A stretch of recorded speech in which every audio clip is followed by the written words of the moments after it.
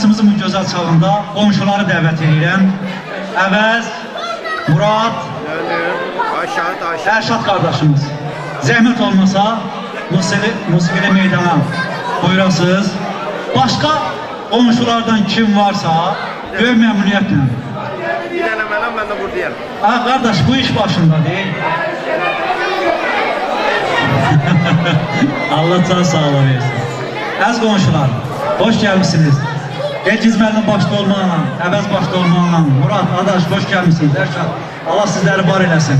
Ürək sözləriniz varsa, buyurun, musiqiçilərimizi şirinliyin verək. Bəhrəm müəllim, gözün aydın olsun. Qonşular deyir ki, bugünkü günümüz mübarək olsun. İnşallah dəniz sağ geçsin, salamat gəlsin. Allah bütün əskərlərimizi öz pənahında saxlasın inşallah. Sağ olun, var olun, buyurun. Qonşular mı? Bəsdir, Ramizat, bəsdir, özün ayrılır.